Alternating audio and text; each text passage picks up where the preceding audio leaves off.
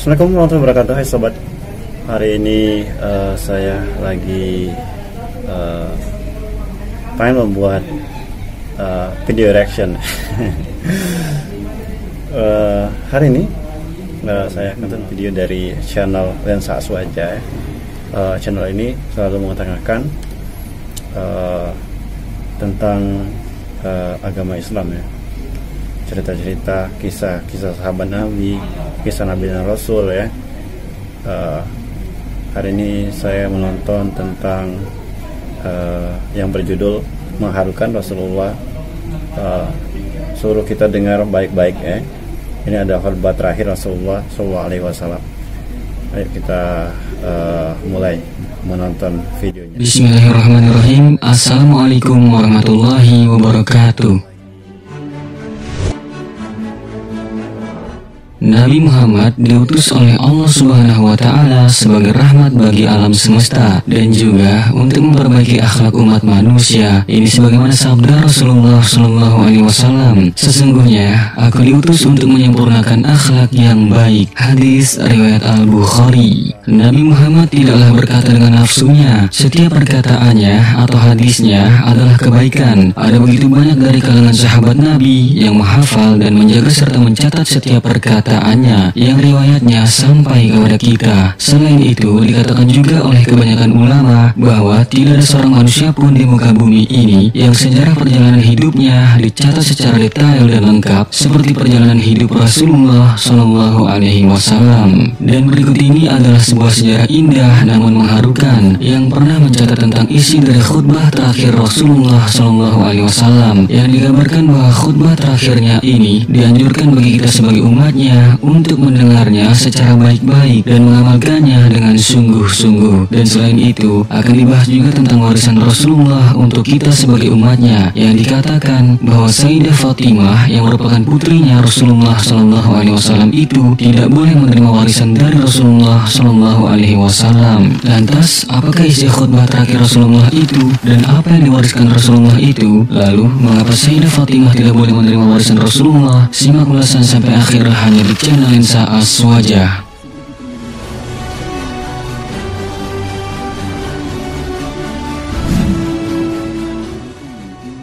Namun sebelum lanjut, kita mau ingetin kepada kalian nih, jangan lupa subscribe channel ini dan aktifin juga lonceng notifikasinya, serta like dan share video ini sebanyak-banyaknya. Mari kita sama-sama bangun channel ini dan menyebarkan syiar Islam ke banyak orang.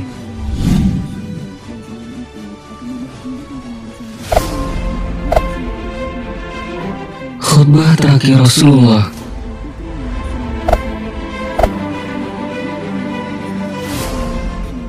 Pada tahun ke-10 sejak hijrahnya Nabi Muhammad dari Mekah ke Madinah, atau 2 tahun setelah Fatu Mekah, kaum muslimin bergerak menuju Padang Arafah. Nabi dan kaumnya kemudian tiba di Namirah, yaitu sebuah desa sebelah timur Arafah. Dalam buku Sejarah Hidup Muhammad karya Muhammad Hussein Haikal dijelaskan bahwa di desa itu telah dipasang sebuah kemah Nabi atas permintaannya. Lalu saat matahari sudah tergelincir, Nabi berangkat lagi ke bilangan Urana.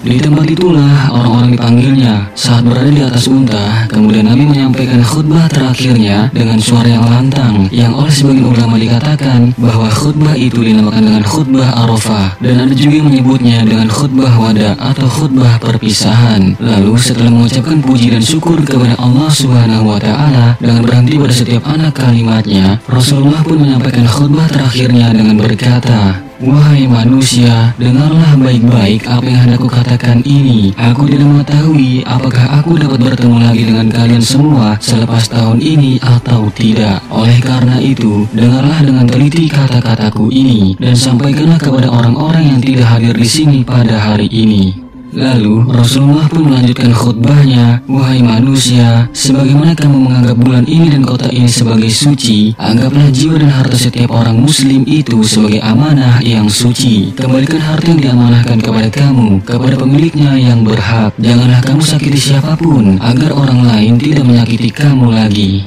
Ingatlah bahwa sesungguhnya kamu akan menemui Tuhan kamu, dan Dia pasti membuat perhitungan di atas segala amalan kamu. Allah telah mengharamkan riba. Oleh karena itu, segala urusan yang melibatkan riba maka dibatalkan mulai sekarang." Lalu berwaspadalah kalian terhadap syaitan demi keselamatan agama kamu. Sesungguhnya dia telah berputus asa untuk menyesatkan kamu dalam perkara-perkara besar. Maka berjaga-jagalah supaya kamu tidak mengikutinya dalam perkara-perkara kecil. Wahai manusia, sebagaimana kamu mempunyai hak atas istri kamu, mereka juga mempunyai hak atas kamu. Sekiranya mereka menyempurnakan hak mereka atas kamu, maka mereka juga berhak diberikan makan dan pakaian dalam suasana kasih sayang. Maka layanilah wanita-wanita kamu dengan baik dan berlemah lembutlah terhadap mereka, karena sesungguhnya mereka adalah teman dan pembantu kamu yang setia. Dan hak kamu atas mereka ialah mereka sama sekali tidak boleh memasukkan orang yang kamu tidak sukai ke dalam rumah kamu dan dilarang melakukan zina. Wahai manusia, dengarlah dengan sungguh-sungguh kata-kataku ini. Sembahlah Allah, dirikanlah salat 5 waktu, berpuasalah di bulan Ramadan, dan tunaikanlah zakat dari harta kekayaan kamu. Kerjakanlah ibadah haji sekiranya kamu mampu. Ketahuilah bahwa setiap muslim adalah saudara kepada muslim yang lainnya. Kamu semua adalah sama, tidak seorang pun yang lebih mulia dari yang lainnya, kecuali dalam takwa dan beramal soleh. Ingat juga bahwa kamu akan menghadap Allah pada suatu hari nanti untuk dimintai pertanggungjawaban atas apa yang telah kamu kerjakan. Oleh karena itu, awasilah agar jangan sekali-kali kamu keluar dari landasan kebenaran selepas ketiadaanku. Wahai manusia, tidak ada lagi nabi atau rasul yang akan datang selepasku, dan tidak akan lahir agama baru. Oleh karena itu, wahai manusia, nilailah dengan betul dan fahamilah kata-kataku ini yang telah aku sampaikan kepada kamu. Sesungguhnya aku tinggalkan kamu 2 perkara yang sekiranya kamu berpegang teguh dan mengikuti kedua-duanya, niscaya kamu tidak akan tersesat selama-lamanya. Itulah Al-Quran dan Sunnahku. Maka dari itu, hendaklah orang-orang yang mendengar ucapanku ini lalu menyampaikan pula kepada orang lain. Semoga yang terakhir lebih memahami kata-kataku dari mereka yang terus mendengar dariku. Maka saksikanlah ya Allah bahwasanya telah aku sampaikan risalahmu kepada hamba-hambamu. Lalu pada saat itu turunlah wahyu yang terakhir kepada Nabi Muhammad SAW yang merupakan firman Allah Subhanahu wa Ta'ala. Hari ini telah aku sempurnakan bagimu agamamu dan telah aku cukupkan nikmatku atas kamu dan aku ridhoi Islam menjadi agama bagimu. Al-Quran Surat Al-Ma'idah ayat 3. Setelah mendengar wahyu ini, maka Sayyidina Abu Bakar As-Siddiq radhiyallahu anhu menangis terisak-isak karena dia memahami bahwa jika suatu misi telah disempurnakan, maka itu menandakan si pembawa misi tersebut, yaitu Nabi Muhammad SAW, akan segera kembali kepada Allah Subhanahu wa Ta'ala atau meninggal dunia.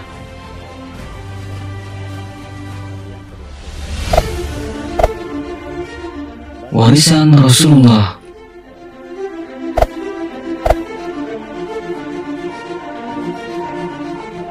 Rasulullah SAW bersabda, aku tinggalkan untuk kalian 2 perkara atau pusaka. Kalian tidak akan tersesat selama-lamanya selagi kalian berpegang teguh pada keduanya, yaitu kitab Allah atau Al-Quran dan sunnah Rasul. Hadis riwayat Muslim. Lalu pernah diceritakan bahwa sepeninggalan Nabi SAW, putrinya yaitu Siti Fatimah Az-Zahra pernah meminta kepada Khalifah Sayyidina Abu Bakar As-Siddiq radhiyallahu anhu agar diberikan warisan dari harta peninggalan Nabi Muhammad SAW yang merupakan ayahnya sendiri. Namun Sayyidina Abu Bakar menolak permintaannya. Alasannya adalah karena Rasulullah SAW pernah bersabda, kami para nabi tidak mewariskan harta, apa yang kami tinggalkan menjadi sedekah milik umat. Hadis riwayat Bukhari. Dalam riwayat lain dikisahkan pula bahwa sahabat yang bernama Sayyidina Abu Hurairah radhiyallahu anhu pernah merasa heran melihat banyak orang di salah satu pasar di Madinah kala itu yang begitu sibuk dengan berbisnis. Lalu Sayyidina Abu Hurairah bertanya kepada mereka, kalian di sini, tahukah kalian bahwa warisan Nabi sedang dibagikan di Masjid Nabawi? Mendengar perkataan Sayyidina Abu Hurairah, maka mereka pun langsung bergegas menuju masjid. Lalu ketika mereka sampai ke masjid, ternyata di sana tidak ada pembagian apapun. Suasananya hanya seperti biasa. Karena mereka merasa tak ada pembagian warisan di sana, maka mereka dengan rasa kecewa kembali menemui Sayyidina Abu Hurairah dan berkata, tidak ada pembagian warisan di masjid. Lalu Sayyidina Abu Hurairah menjawab, apakah kalian tidak melihat bahwa di sana ada orang-orang yang sedang sholat, membaca Al-Quran dan belajar tentang hukum-hukum Allah? Sesungguhnya itulah warisan Nabi. Hadis riwayat Tobroni.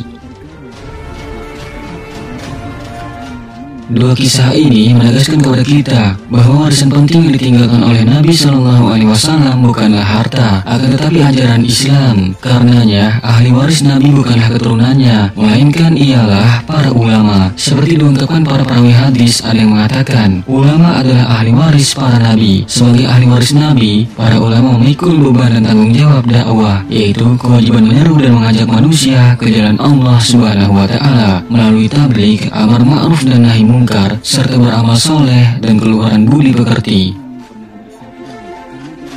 Sahabat beriman, itulah khutbah terakhir Rasulullah SAW yang mengharukan. Semoga kita sebagai umatnya bisa mengamalkan apa yang telah disampaikan oleh Rasulullah SAW, dan semoga kita bisa menjaga dan mencintai apa yang telah diwarisi oleh Rasulullah, yakni para ulama yang merupakan pewaris para nabi, serta juga dapat berpegang teguh pada dua perkara yang jika kita berpegang teguh padanya, maka kita tidak akan tersesat selama-lamanya, yaitu Al-Quran dan Sunnah Rasulullah SAW.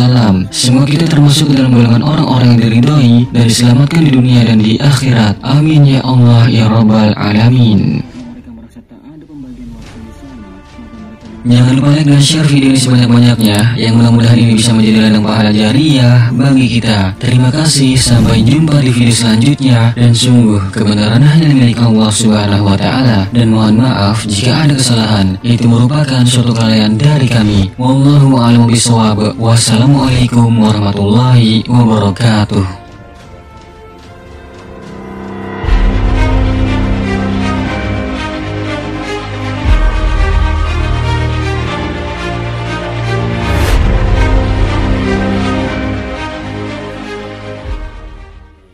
Subscribe channel YouTube saya ini ya, atau juga baca langsung di subscribe channel YouTube-nya Lensa Aswaja ya, biar bisa menonton sekaligus biar kita bisa belajar bersama tentang Islam, mungkin mendalami ilmu tentang Islam, bisa menambah wawasan tentang Islam dari menonton video-video dari channel YouTube ini ya. Sampai ketemu di lain kesempatan, dan saya akhiri. Wassalamualaikum warahmatullahi wabarakatuh.